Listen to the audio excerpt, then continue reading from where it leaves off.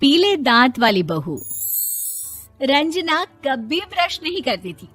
उसे कितनी बार उसके माँ बाप ने डांटा, लेकिन उसका कोई असर उस पर होता ही नहीं था, जिस कारण से उसके दांत पीले पीले हो जाते हैं।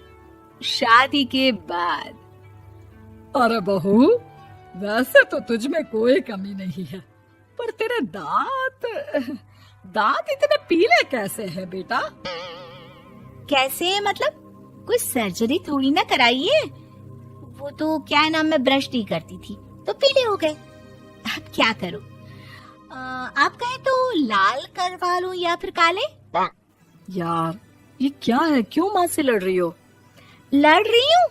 अरे मैं लड़ रही हूँ या ये बोल रही है कि दांत पीले हैं, पीले। अरे तपस्या थोड़ी ना की है इन्हें पीले करने के लिए। बकायदा ब्रश नहीं किया है 20 साल तक, तब जाकर। छी, कैसी बात कर रही हो? ये उस वक्त तो पीले नहीं थे जब हम लोग तुम्हें देखने आए थे। अरे तब साफ करवा लिया होगा डेंटिस्ट के पास जाकर। अब देखो कैसे पीले पीले लग रहे हैं। रंजना सास की तरफ गुस्से से देखती है। फिर शुरू हो गई पीले पीले पीले।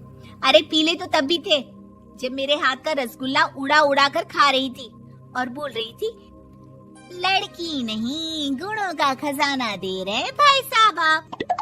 खैर, अब वो लोग करते भी तो क्या करते, पीले दांत वाली बहू पल्ले पड़ी थी तो झेलना तो था ही। एक दिन कीर्तन में रंजना गाना गा रही थी। अरे कमला बहन, माँ का द्वार है, यहाँ तो सब शुद्ध होकर आते हैं, फिर अपनी बहू को ब्रश भी नहीं करवाती तुम। दूर से पीले पीले दांत भक्ति में बाधा उत्पन्न कर रहे हैं। अरे कोई 2 साल की बच्ची थोड़ी ना लेकर आई हूँ मैं बहू बनाकर। अच्छी खासी लड़की है, अरे कैसे करवाऊं ब्रश? ये तो उसे खुद करना चाहिए ना। अब माँ बाप तो इसके जैसे तैसे निपटा दिए, ये नहीं सोचा कि सास कैसे संभालेगी। सास बहू को लेकर घर आ जाती है, लेकिन सोच लेती है कि अब इसे लेकर कहीं नहीं जाएगी। अगले रोज बहू कहती है, अरे क्या हो गया, मंदिर नहीं जाना क्या? कीर्तन का वक्त हो रहा है। मेरी मधुर वाणी से कान्हा जी जागते हैं और सोते हैं। आप तो जानती है ना उनकी भक्ति में कितना मन लगता है मेरा। वो क्या है ना, तबीयत ठीक नहीं लग रही है मेरी, आराम करूंगी मैं। तबीयत ठीक नहीं लग रही? अभी तो मिथुन के गाने पर नाच रही थी आप, और अब बोल रही है कि तबीयत ठीक नहीं लग रही। अरे भक्ति में मन लगा लो सासू माँ, ऊपर जाना है, क्या मुंह दिखाओगी आप? हाँ? सास को बहू की बात पर गुस्सा आ जाता है। मैं क्या मुंह दिखाऊंगी, इसकी चिंता तो ना कर, समझी? अपने मुंह की चिंता कर, जो ये पीले पीले दांत लेकर हर जगह पहुंच जाती है। पता है लोग कितना मजाक बनाते हैं। ना जी ना, मैं नहीं जाना कहीं तेरे साथ। तो ये बात है, कोई ना, मत जाओ, मैं अपने कमरे में ही बैठकर भक्ति कर लूंगी। ऊपर वाला दांत थोड़ी ना देखता है, मन देखता है, भावना देखता है। और अरे बस बस, तू सब कुछ दिखा, बस ये सफेद चमकदार दांत ना दिखाना किसी को, है? जा यहाँ से। बहू को सास की बात का कोई फर्क नहीं पड़ता, वो तो जैसी थी वैसी ही रह जाती है। सुबह नहाकर किचन में खाना बनाना, फिर खाना खाना, कीर्तन भजन करना और सो जाना। एक दिन, माँ जी मैं सहेली के घर जा रही हूँ, शाम को लेट आऊंगी। हाँ हाँ तो जाना, मैंने कौन सा तेरी आरती करनी है घर पर बैठकर। रंजना सहेली के घर जाती है, जहाँ वो पार्टी में जाने की तैयारी कर रही होती है। अरे शिखा, कहाँ जाने की तैयारी कर रही है? मैं गलत वक्त पर आ गई क्या? अरे नहीं यार, उल्टा सही वक्त पर आ गया। मैंने ये साड़ी और ज्वेलरी निकाली है यार, शाम को इनके ऑफिस की एक पार्टी में जाना है। बताना कैसा लग रहा है ये सब? नहीं यार, इस ड्रेस के साथ तो वो वाली ज्वेलरी अच्छी लगेगी। हाँ हाँ सही बोल रही है, मैंने ध्यान ही नहीं दिया। वैसे तो हमेशा से मस्त फैशन सेंस रखती है। तो बड़ा जाती होगी ना पति के साथ पार्टी में।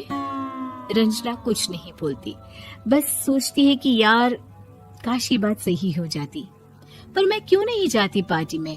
क्या इन लोगों की कोई पार्टी होती नहीं होगी? रंजना घर आती है और रात में पति से सवाल करती है, एक बात बताइए, आप मुझे किसी पार्टी में क्यों नहीं ले जाते? क्या आपकी यहाँ ऑफिस में पार्टी नहीं होती? पति बेचारा क्या कहता कि दांत पीले हैं तुम्हारे इसलिए। अरे कोई पार्टी होती नहीं हम लोगों के ऑफिस में, तो कहाँ से लेकर जाऊं? और मार्केट, मॉल, कहीं वीकेंड घूमना, कहीं तो। अरे यार, सारे हफ्ते में एक छुट्टी मिलती है, तो सोचता हूँ कि आराम ही कर लूं। क्यों? रंजना मन मार के रह जाती है। पहले कभी सास के साथ मंदिर जाया करती थी, लेकिन वो भी सास ने ले जाना बंद कर दिया। घर बैठी बैठी रंजना बोर हो जाती है। तभी उसे आइडिया आता है और वो मायके जाने का सोचती है। सासू माँ, 2 दिनों के लिए मम्मी के घर जा रही हूँ। अच्छा अच्छा, ठीक है, आराम से जा। और हाँ, माँ से कुछ अच्छी आदत सीख कर आना कि कैसे शरीर के हर भाग की तरह दांतों की सफाई भी जरूरी होती है, समझी? शुरू हो गई ना आप। वो लोग आपकी तरह नहीं है कि छोटी छोटी बात का बतंगड़ बना दे। उन लोगों के लिए मैं मायने रखती हूँ, ना कि मेरे पीले पीले दांत। रंजना माँ को बिना बताए उन लोगों को सरप्राइज देती है, लेकिन जैसे ही वो दरवाजे पर पहुंचती है, अंदर देखती है कि घर वाले कहीं जा रहे होते हैं। अब माँ, काश रंजना दीदी के दांतों वाली प्रॉब्लम नहीं होती, तो वो भी हम लोगों के साथ चलती ना बुआ जी की बेटी की शादी में। हाँ बेटा, लेकिन अब उसे कौन समझाए कि उसको उसके पीले दांत नहीं दिखते, लेकिन उसके आसपास के लोगों को कितना एम्बैरेसिंग फील कराते हैं। मुझे तो कितनी बार उसके स्कूल की टीचर ने शिकायत की कि उसके साथ कोई लड़की बैठना भी नहीं चाहती, और ना ही कॉलेज में कोई उससे बात करना चाहता था।